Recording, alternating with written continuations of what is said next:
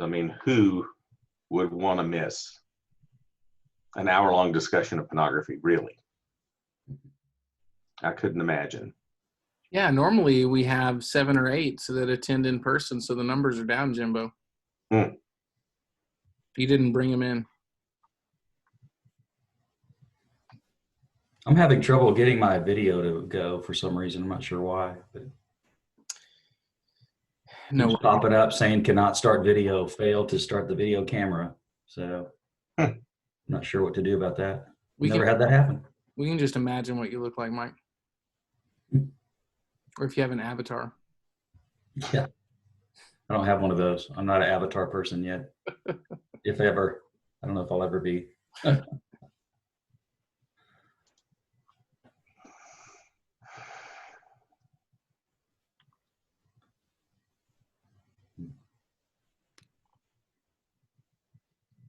And Jimbo, are you going to present? Do what? Are you going to like present your computer screen? Yes. Okay. Then our recording should then focus in on you for anybody viewing it later. Got it. It's going to happen, but we shall see. Perfect. All right. Well, I will go ahead and get rolling. Let's see. Code it. Share screen. Kapow and kapow and kapow. All right. I guess it was Josh when I started doing this presentation for churches in the fall, a few, and then, this spring until everything hit the fan. So I did a couple of churches over Zoom, kind of like this, but it was hard during a global pandemic to say that pornography is a crisis. So I had to back off of that just a little bit, but it is. Again, just some of the numbers. Average age of first internet porn exposure is now between ages 7 and 10 years old. Boys are now most of the time that is going to be some accidental exposure or some friend or whatever. Now research is saying that boys are actively searching for pornography by age 10. They've heard about it enough that they're actively looking for it by age 10. This lady who is one of the bosses at Bark, which is a great blocking app software as well as accountability. She said that it's scary to see even what 8-year-olds are encountering online. You can't hover over them 24/7. If they have access to tech, it's very likely they will encounter something, and that something being pornography. This is the CEO of Enough is Enough. Kids as young as 10 years old make up 25%, a quarter of all the porn that is used for that under 18 category. They're looking at these are 10-year-olds are looking at sexual assault content. They're looking at violent content. They're looking at anal sex. This has become their sex education model. This young man named Michael, he said, I had a favorite porn site before I had a favorite band.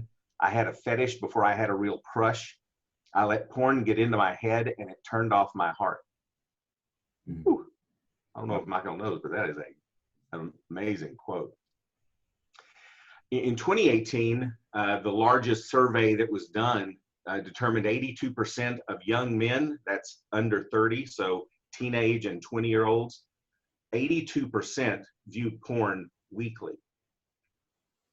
So a teenager or in their 20s, they viewed porn, not that they have viewed porn, but they're viewing it weekly, which is close to being addictive levels.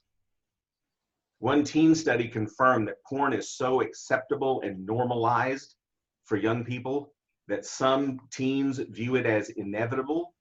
And one girl said that it's a big part of our generation.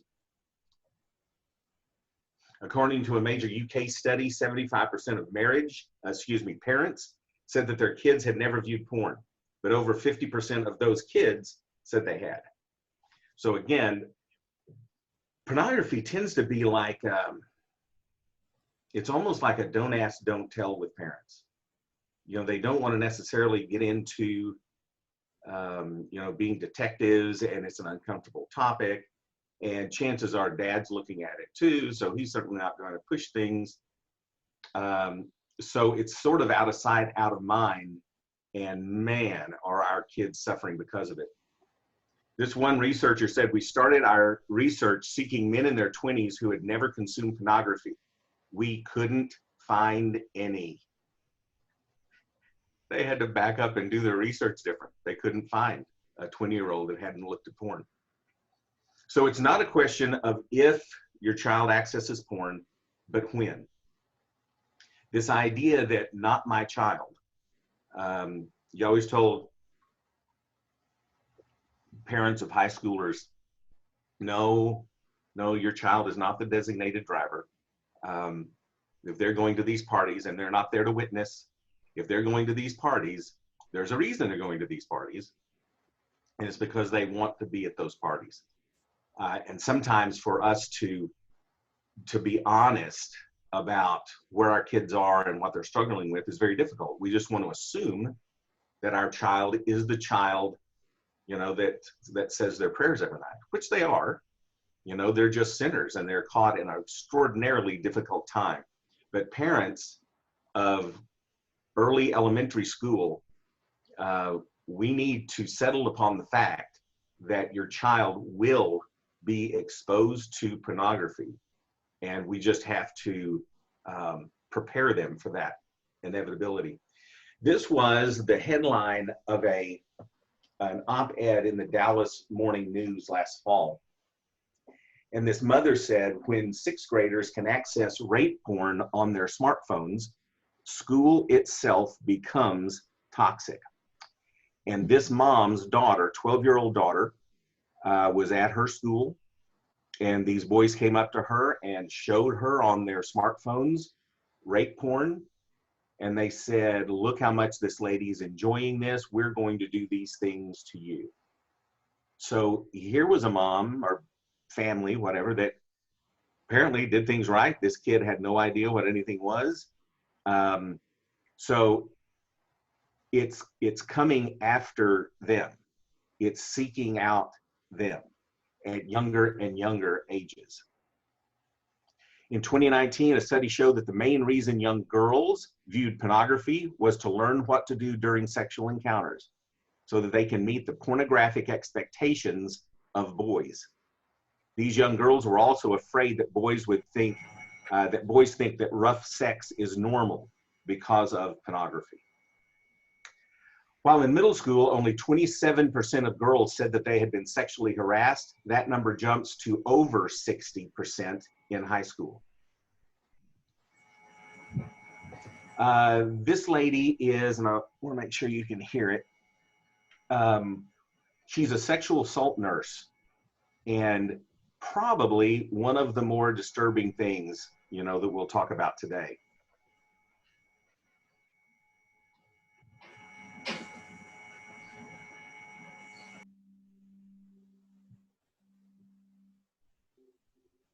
So when I became a sexual assault nurse examiner a few years ago, I started to see this phenomenon that nobody was talking about. And what I was seeing, since I only work with children, is that our perpetrators, and not just the kids being assaulted, but the perpetrators are extremely young. And our biggest age range of perpetrators are 11 to 15-year-olds. We see one of the highest volumes of patients in the nation. We're in the top 5% of seeing the highest number of victims, whether that's children or adults. We're seeing kids where the only risk factor is exposure to porn, and that is creating them to act out in ways that are really harmful and really dangerous. And so I think that's really, it's a scary phenomenon that's happening, and yet we don't really hear about it in society. You see the way pornography is so influenced, from incest to multiple perpetrators to them creating amateur porn to degrading her to exploiting her. And I feel like that's a trend we've seen where it's almost this normalized thing to watch other people have sex. I mean, it's the stereotype that you think that it's a boy perpetrating on a girl. However, there are a lot of very young male sexual assaults as well. So I think it's overwhelming because it just feels like, man, how do we stop this? And that's just so much trauma and pain created in those moments. I've never heard a teenage girl come in, like someone who has the cognitive ability to kind of process what's happened and say, I know that was rape, it wasn't my fault. Sexual assault innately makes people feel like this was my fault. I deserve this. I must be bad. That's why this happened to me. And so frequently my job is just saying, this is not your fault. I'm so sorry, over and over, because we want to validate and empower kids who have been hurt.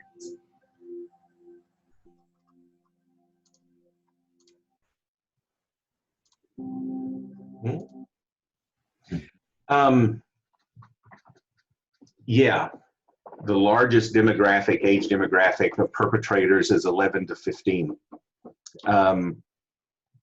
And since we started the porn group for problematic porn use for teenagers group, we've actually had two different kids that were offenders, and both of them were age 13.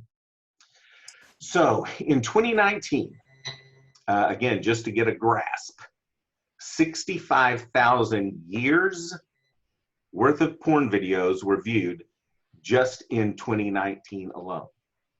And I just thought that I would do some digging, and 65,000 years ago was when human beings first stepped foot onto the continent of Australia.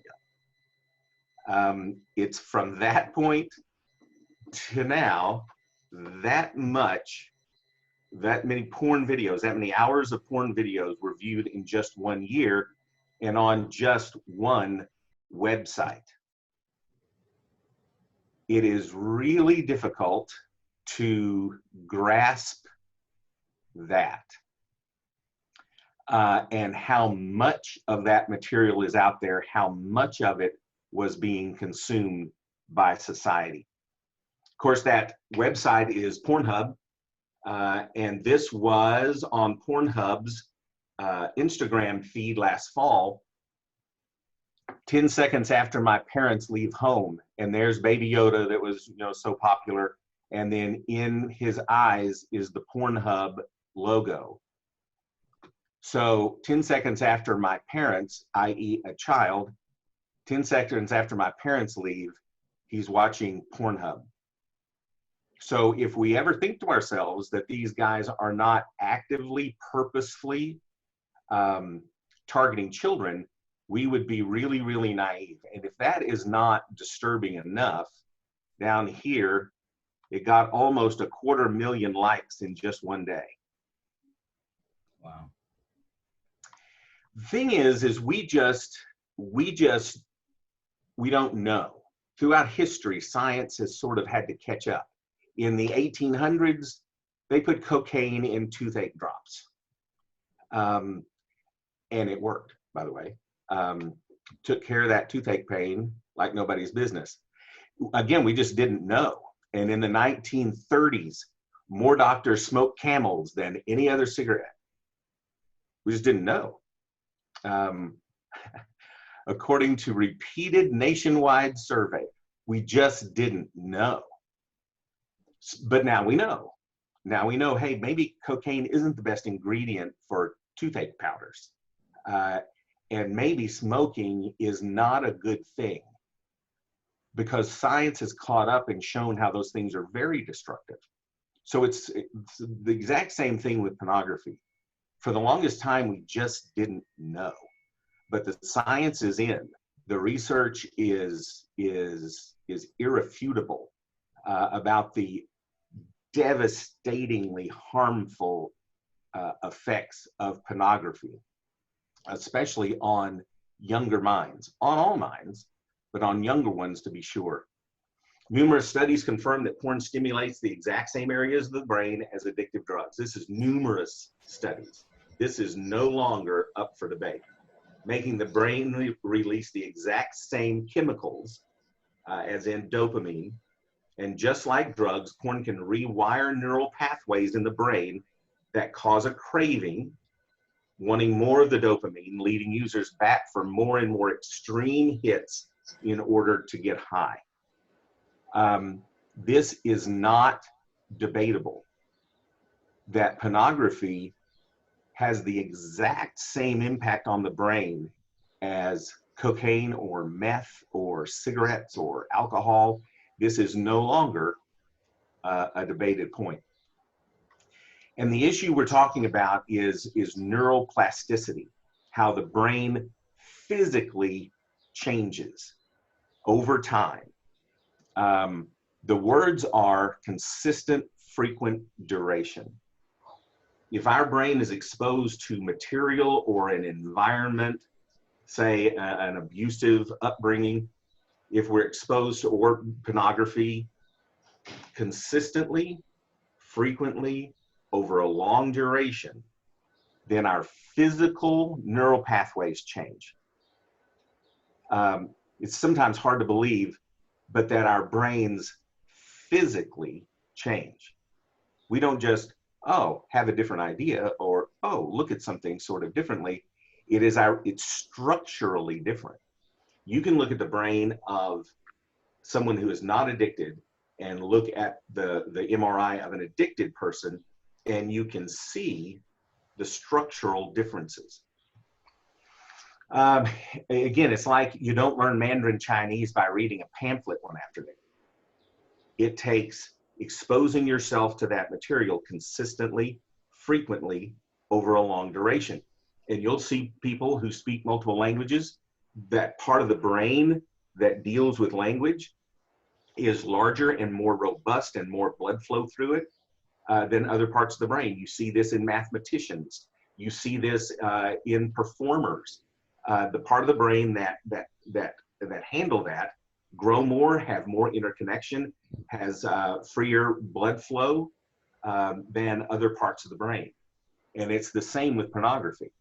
If you feed that material into a human brain consistently, frequently, over a long duration, then it has structural consequences for our brains.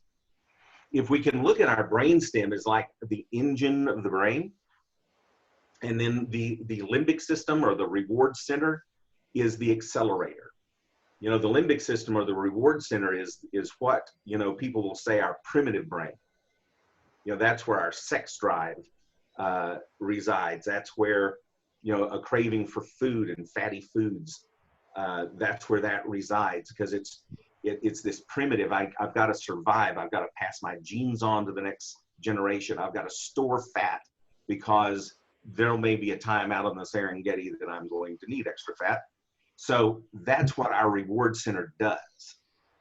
But human beings, we call it the animal brain or the primitive brain. But what sets human beings apart from the animal kingdom is we have a prefrontal cortex. And that is the braking system. So if the brainstem is the engine, the limbic system is the accelerator, go for it, go get all you can get. The prefrontal cortex is the brakes. And that's why beluga whales and Shetland ponies can't say, well, not tonight, honey, I have a headache. There's no braking system on what their cravings are and what their desires are. In the research on people who watch porn consistently, we found that the more porn people watch, the less their prefrontal cortex was able to control activity in the reward region. So the connection between the prefrontal cortex, the braking system, and the reward center was less strong. So it's like for someone who is addicted, it's like their brakes are worn out. The accelerator is still on.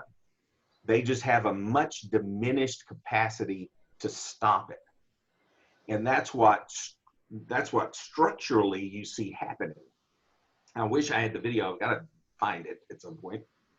But there was they live MRI'd the brain of a porn addict. And so you saw the blood circulating and, you know, doing what the brain does. And then over up here in the corner, it showed, okay, they clicked on and the guy was now viewing pornography. And as you saw him looking at a screen, you saw the blood being redirected out of the prefrontal cortex and being funneled into the limbic system. You could see the foot come off the brake and apply to the accelerator. I've never been an addiction is a disease kind of guy, because you can't wake up one day and just choose not to have leukemia. But it is different. It is different. You'll hear almost every guy say, why can't I stop this? Why do I keep doing this? Why do I keep going back to this? And there's an answer for that. And it's not simply a moral failing. There's a physiological reason for that to be going on. Some other ways in which pornography use changes the brain. Guy, and I really need to get his name. He did the study that came up, and some of you may be aware of this idea of supernormal. And that human beings, their brains are always looking for that which is new, unique, different, first time, novel.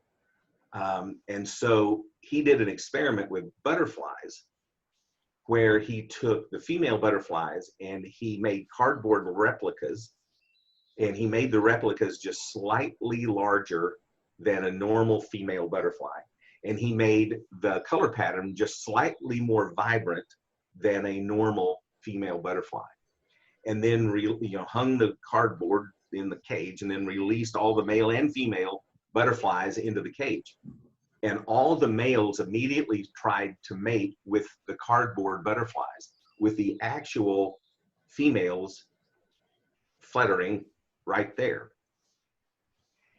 And this idea of they were seeking out supernormal, and the more supernormal that you seek out and find, the more you desire supernormal. And so, which is why people will go, well, gosh, once I get married, I won't need to look at porn anymore. I'm going to have a wife and we can have just sex all the time. And it doesn't, pretty soon, the wife becomes normal. That's not, I ask guys all the time, do you remember the first time you had sex with your wife? Oh, yeah. Do you remember the 32nd? Well, no, because that was not super normal anymore. And it doesn't matter what a guy does. A guy will try to institute pornographic, or sex positions, or different activities that he's seen in porn, and he wants to bring them into the bedroom. And even if the wife does them, after a not long period of time, he starts looking elsewhere because it becomes normal. As soon as the wife does it, it becomes normal. And he begins seeking out. And that's why you'll see guys, just a guy I saw yesterday. It was less than 3 months after he got married that he was back looking at porn. 3 months. And he was a virgin before he got married. He started looking at porn when he was 8. But it was only 3 months. He had waited his entire life to have sex. And within 3 months was already back at porn, because actual real sex with his wife was not stimulating enough, was not generating a big enough dopamine hit for him. Another way in which pornography physically impacts the brain. I had a 16-year-old client, and he showed me his cell phone, and he showed me a picture of his girlfriend, and he said, dude, check it out. That's what I F every weekend. And what's disturbing is not that he's having sex with his girlfriend, but it's, as you'll notice, what he said was, check it out, that's what I F every weekend. Not who, what. This kid no more viewed that girl as a human being than a man on the moon. I had a guy that fell off the wagon, and when he came back and we were talking about how the relapse had occurred, and I said, well, where did you go? What website and what was it? And kind of talking about his arousal template. And he said that it was one girl with multiple other guys. And I said, think about that scene that you just described. And now take that girl out and put in your 15-year-old daughter, Emily. And his eyes popped open and he said, well, that's just gross. But, yeah, yes, you're right. Thank you. Yes. Finally, your brain's working correctly. That is gross. But as soon as that girl became a human being in his eyes, that activity was gross. 5 seconds earlier, when it was someone else, just a sexualized female on a computer screen, it was exciting and it was stimulating and it was erotic. But instantly, when she became a human being, it became gross. And of course, we're talking about objectification, that porn teaches young men, old men, doesn't matter, just teaches men that females are objects, and you look at them like you're going to buy a car. I want one with a large chest, a regular size rear end. I want them this tall, this old, this race. You just pick out the parts. And over time, consistently, frequently, over a long duration, young men begin to see all females that way. If there was a study that should give us pause, it is this one. It was from Princeton. They did a study on a group of men who regularly viewed porn, and they showed them pictures of sexualized people and people who were not in sexualized situations. And they monitored the part of the brain that's involved in recognizing human faces. And for the most part, I do not know how to pronounce that part of the brain, so we'll just call it the human face recognizer. It was activated every time they saw a picture, except when they were shown pictures of sexualized people. And when they did that, the part of the brain that recognizes and distinguishes human faces, that portion of the brain did not activate. When it was a sexual, these were porn viewers, and when they saw a pornographic image of human beings, that part of the brain didn't even turn on. The automatic reaction in their brains suggested that they didn't perceive these sexualized people as being human beings at all. Just a body, a sum of its parts. And that is troubling. That's how 6th grade boys can look at rape porn. That's how men just following the rabbit hole of pornography can end up looking at child pornography one day, because they're not people. So not only does porn impact the brain in very, very physically and really destructive ways, it's also toxic for relationships. Orlando Bloom said porn is super disruptive to your sex life, to your libido. When you watch multiple people at multiple times in one evening, how is your actual real life partner going to match up? It's just so destructive. And of course, I'm so glad that a celebrity said that, because they're always right. And so finally, celebrity nailed it. Mm. Studies have clearly shown that porn erodes a person's ability to love and their ability to feel loved. When men are exposed to porn, they rate themselves as less in love with their actual partners and less satisfied with their relationships and their sex lives. They become more critical and dissatisfied with their partner's appearance, partner's sexual performance, and displays of affection. Ironically, porn is directly related to problems with attraction, arousal, sexual performance, as well as lower sex drives, erectile dysfunction, and difficulty reaching orgasm. And these are numerous studies that correlate these two things. Rates of ED and low libido in males under 30 is now at 25%. Prior to 2010, statistically, the rates of ED and low libido in men under 30 statistically was 0. Since 2010, it is now at 25%. Anybody with what was going on in 2010? Anybody? Just Pretty some much. cultural phenomenon? Pretty much recognized as the advent of high-speed internet. It was right around 2010. Huh. And that is when pornography viewing just exploded across society. And that is when you can step it back to when low libido and ED started showing up in men under 30. Testosterone levels have been declining in adolescents and young adult males for the last decade. No mitigating factor other than pornography use.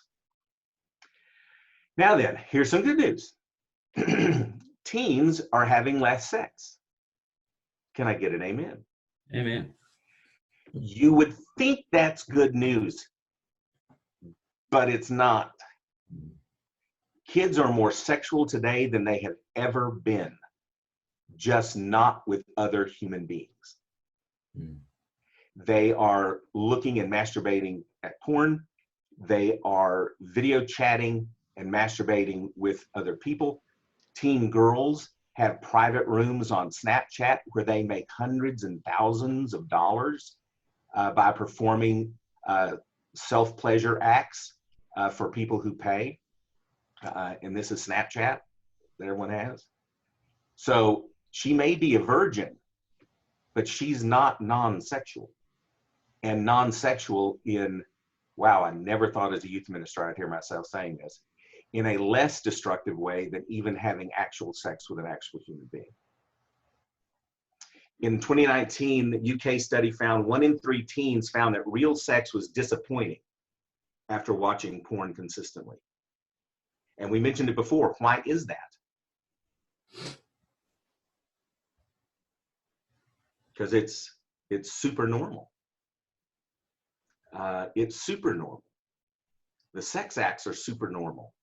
Guys' sex organs are super normal. Everything's super normal. Everything's exaggerated. It's violent.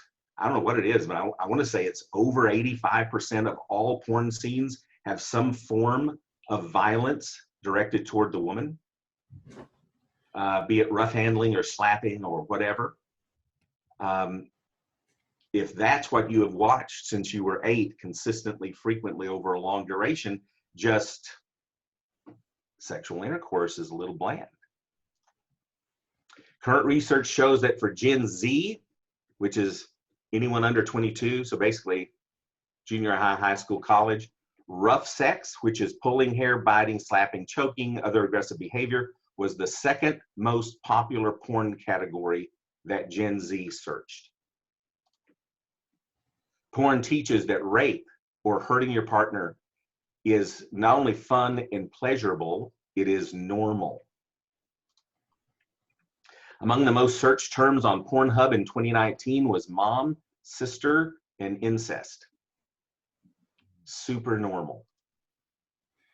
A systematic review of 43 studies found that exposure to sexually explicit media among adolescents and emerging adults is related to greater acceptance of domestic and sexual violence and to actual domestic and sexual violence perpetration.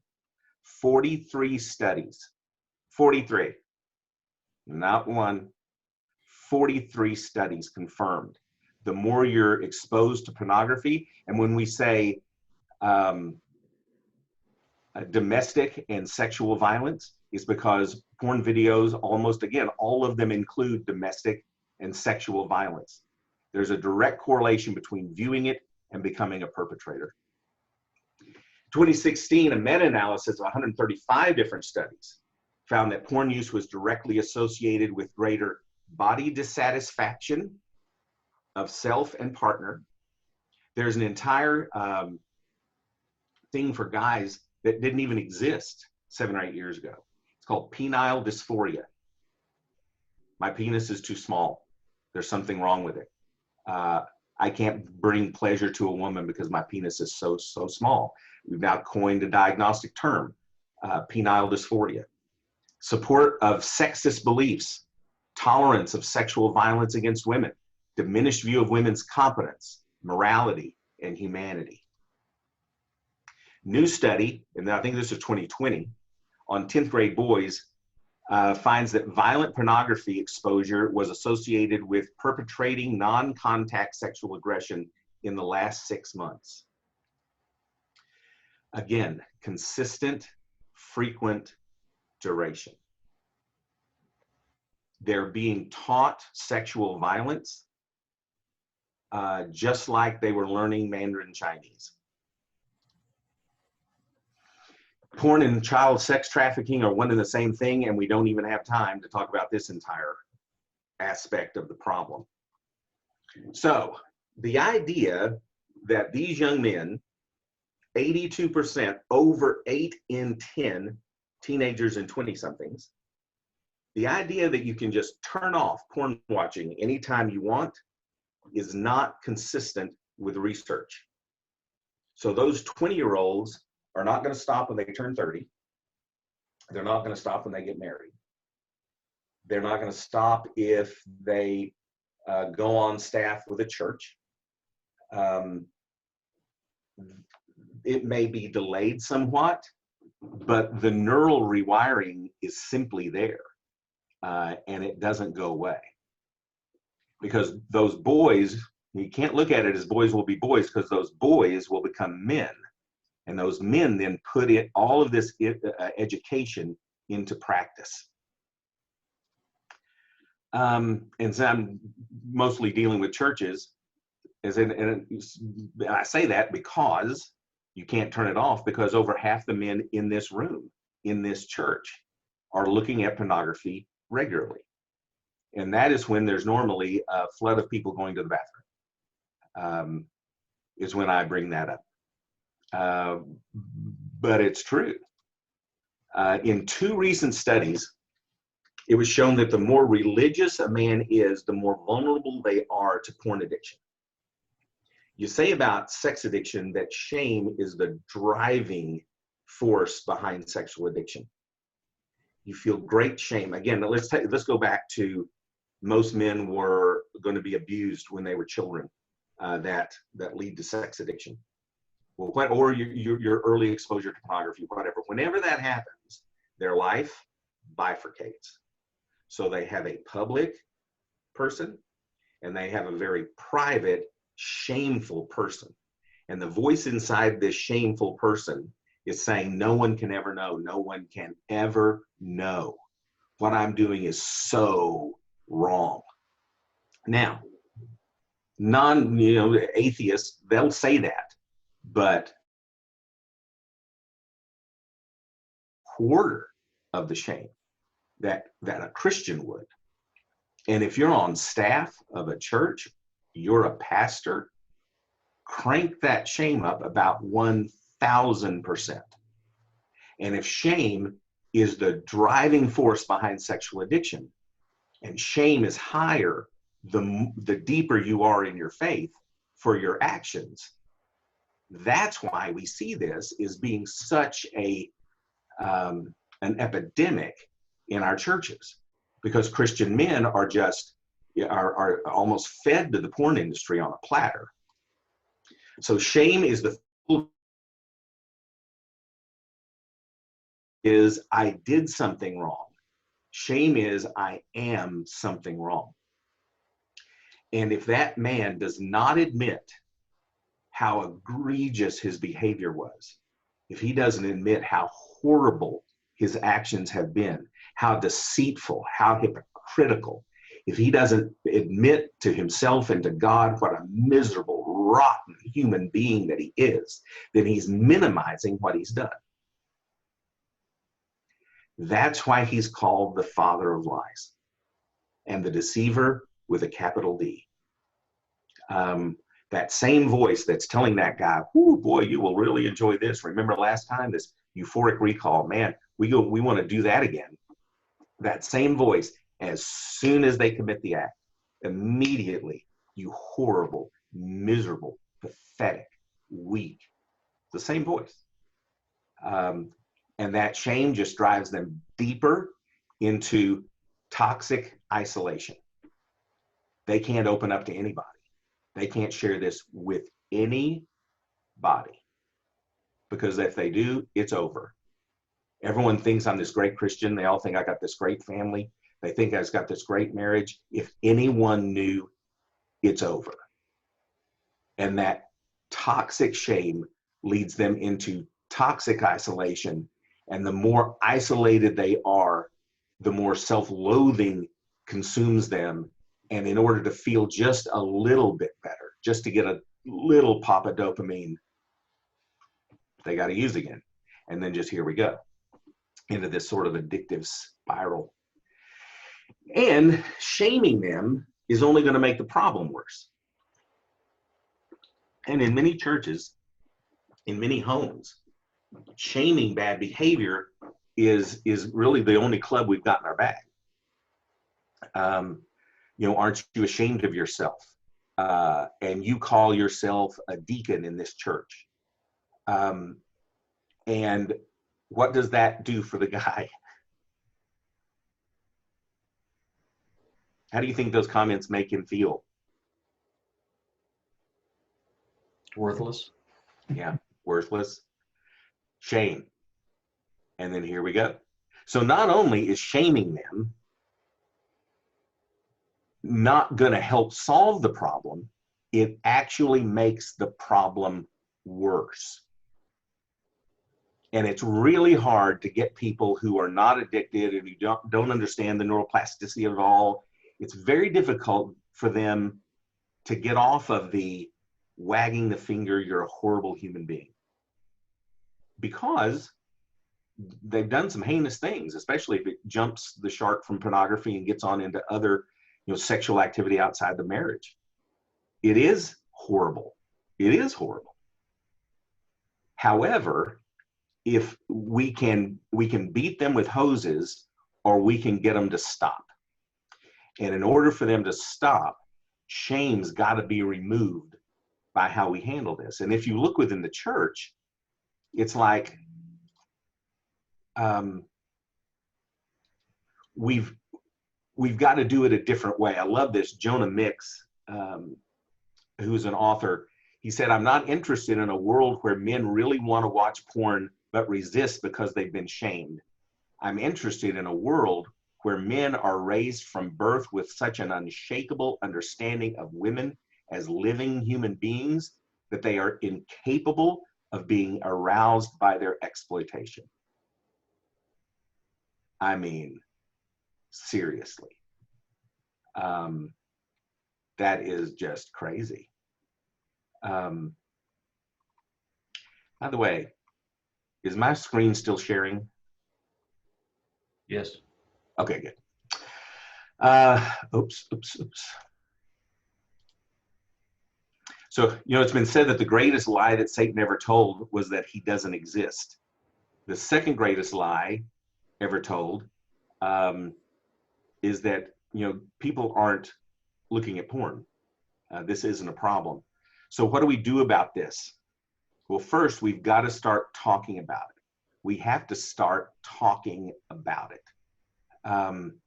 Because until we can start talking about it, the shame is going to remain a monster in people's lives.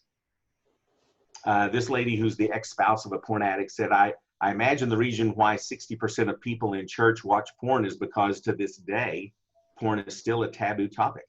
God's people will continue to suffer in silence until the church starts talking about it. We laughed because a few years ago, Josh and I were approached by a publisher, and they listened to Paradox, and they said, "Oh my gosh, we would love for y'all to do a book. What's the main thing, that you see consistent when teenagers, come into the office?"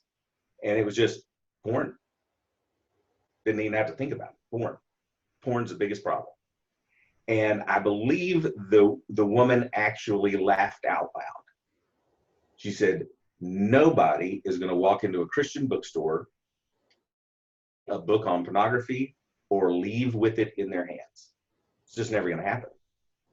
And when I started offering this porn talk last fall, very quickly, I didn't have to contact churches. Churches started contacting me and lined up. You know, I've got these talks, if we can ever start talking again, you know, through the fall at colleges, at huge churches that are going to turn over their Sunday morning services for this exact same presentation. People have finally decided we have to talk about this. And for our attitudes within the church, again, how can I judge you just because you're sinning differently than me? How can I wag my finger at you because, you know, you're looking at pornography? Well, what about my sins? For us to take a fundamental shift in the way that we approach people in our churches that are sinning. Another thing is, for families, every device that connects to the internet has to have blocking and accountability software on it. Be it Bark or be it Covenant Eyes, whatever it is, it has to have it on there. It has to. And guys who want to say, oh no, you know, it messes with my work. No, it has to be on there. There is no reason, guys, there is no reason that every man in every church does not have blocking software. Every device that connects to the internet in our homes, there's no reason. There's none. There's no viable reason why.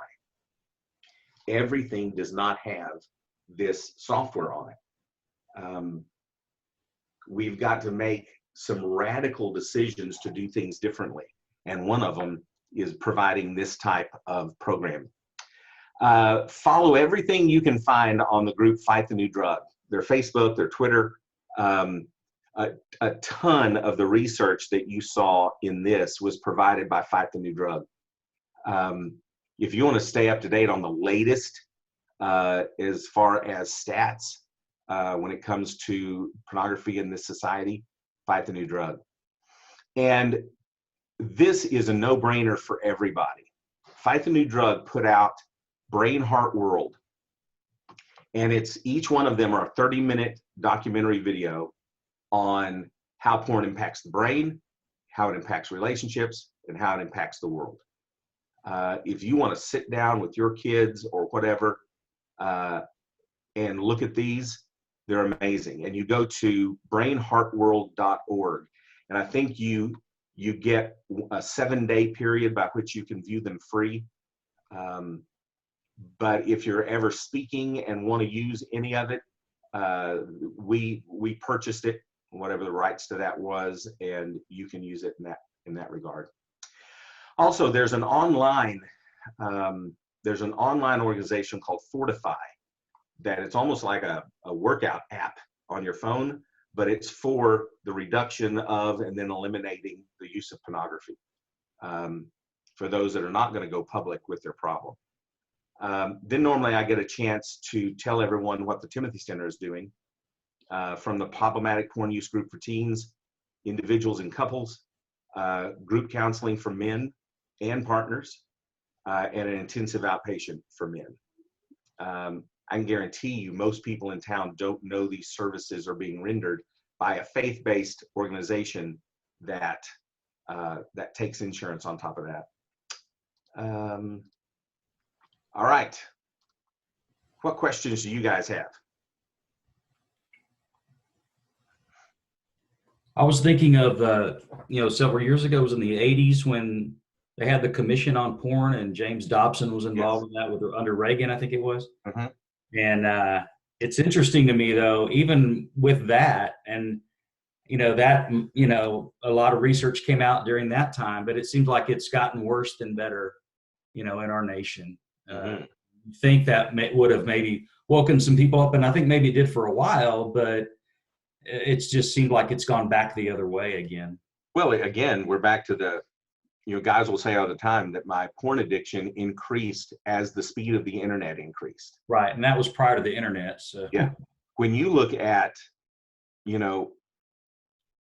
what a kid can access on his iPhone in his back pocket for free, oh yeah. would make Penthouse magazine look like a Sunday school quarterly. It's just not the same thing. You know what they say about marijuana, that what was smoked in the 70s isn't anywhere near the potency of what is here today. And it's the same with porn.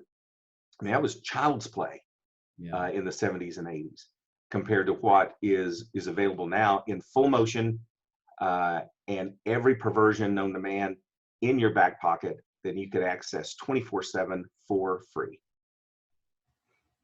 And of course, Hollywood has always been a player along with that. They keep pumping out, Sure. especially with the violence aspect with the 50 Shades of Grey thing that came out, and then normalizing. I mean, Yeah. that went so far in normalizing that Mhm. behavior. Yeah. Sad. Anybody else think of anything? Does it just cheer you up for the rest of your day? Makes me so happy. Yeah. It's going to make you want to throw every device you have in a swimming pool. So what's the answer? The answer is talking. I would love to take some time to talk about the answer to this is we've got to fundamentally change how we handle sex in our homes. Sex is the Voldemort of the Christian home, that which must not be named. It's so shameful, and this is apart from any addiction or anything. Sex in and of itself is so shameful. We do not even say penis and vagina. We say, "Oh, your boo-boo." Make sure you wash your tinkler. We can't even say the words. And do you think our kids don't notice that? You don't call an elbow, a bender. But when it comes to our sex organs, we can't even say their names. And if there's violence on television, well, whatever, just watch Rambo do his thing. But if one partial breast shows, Christian parents lunge in front of their children to make sure that they don't get a glimpse. Our children notice that. And we'll have, the talk at some point, but we treat it as being so taboo. We treat it as being so super normal. This is just sex. That, again, we are setting them up. For the first time, somebody in the 4th grade on a bus wants to show them something on their iPhone. Whereas if our kids knew what sex was, why it was that mom and dad had sex, here's what it is, why it is, how God invented it, why God invented it, what does the Bible say about it, that it's a good thing, it's a beautiful thing, it's a wonderful thing, it's a great thing between a husband and a wife. And your mom and I, we do it all the time and love it. And you're going to love it too when God leads you to that person that he has for you for the rest of your life. And they know physiologically what it is. So when they're on that bus and someone shows them a phone, they just go, well, that's not what sex is. That's gross. I know what sex is, and that's not it. That's violent and it's dirty. And so we've headed them off the pass. So that's fundamentally what needs to change, is how Christian homes handle sex in general. We've made it in and of itself a shameful topic. And that's what has to change. Jimmy, I was going to ask, as a therapist, what's the best way? Like, I have several teenage boys and I guess adult men, and I've never brought up the topic. What's the best way to bring it up as a woman therapist to a man? I always just did it in the intake. It was just a normal part of what I ask about. Okay. In marriage intakes, especially with boys, just when I'm asking them everything else, well, what about this? What about this? And I stopped asking a long time ago have you ever viewed pornography? I'll say, so when was the last time you viewed pornography? And just along with everything else you're asking them about. Right. And in a way that sort of normalizes things, like, oh, apparently she wouldn't be shocked if I said yes. She believes that I have. And in fact, I've had guys go, nope, never. Really? So there was like Jesus, and then 2,000 years later, you popped out. Really? You've never? Well, maybe I've, Right. Okay. All right. Anything else? Anybody else? And if you guys want this presentation to show someplace, just holler at me and I'll email it to you. I'm always tinkering with it. I'll see something, some new information, and I'll pull something out and put something back in. But if there's ever a time that you want to use it, just holler at me and I'll zap it to you.